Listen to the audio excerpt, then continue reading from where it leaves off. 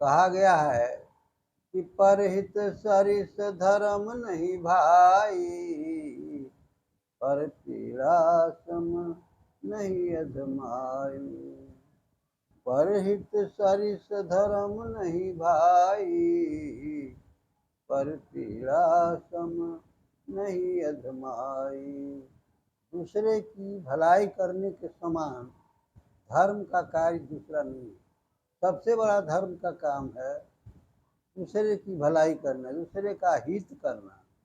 इसीलिए रामायण में कहा गया है कि परहित सरिस धर्म नहीं भाई, पर पीड़ा सम नहीं अधमाई। और दूसरे के दुख देने के समान नीच कर्म नहीं है, नीचता का काम है तकलीफ देना, दूसरे को कष्ट देना। तो इसी से संबंधित एक छोटी सी कथा है, आप श्रवण करेंगे।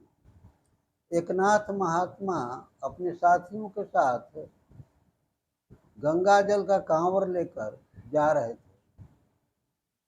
5-6 साथी होंगे। वो चलते चलते चलते उनकी दृष्टि, एकनाथ की दृष्टि एक गधे पर पड़ गई। जो गधा रास्ते में प्यास के मारे मुंह फाड़े हुए था, मुंह बाए हुए था। यदि उसे जल नहीं मिलता तो प्राण दे देता।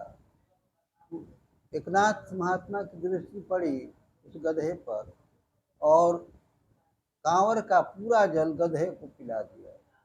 और गधे में उन्होंने शंकर का दर्शन किया और उनको लगा कि मैं शंकर पर ही जल चढ़ा रहा हूँ। तो गधा को पानी पिला दिए और तब तक उनके साथी आगे बढ़ गए थे।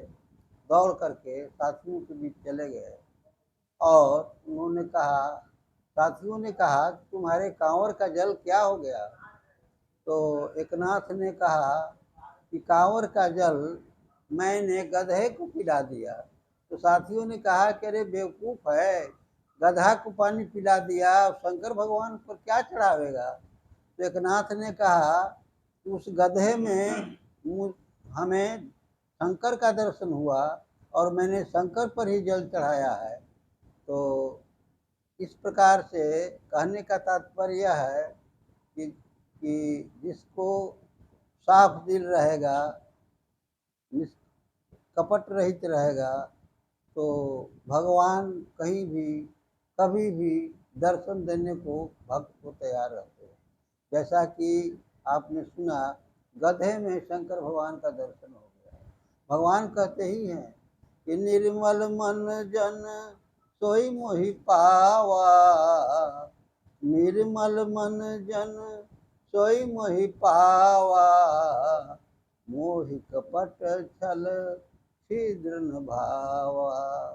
निर्मल मन जन सोई मोहि पावा, मोहि कपट छल छिद्र न भावा। परमात्मा को कपट नहीं चाहिए। वो निर्मल मन जिसका हो जाता है तो फौरन दर्शन दे देते हैं। और जब भगवान का दर्शन हो जाता है तो बाकी क्या रहा, उसे संसार में कोई कमी नहीं रहती है। इतना ही कहकर मैं अपनी वाणी को विराम देता हूँ श्रोताओं को।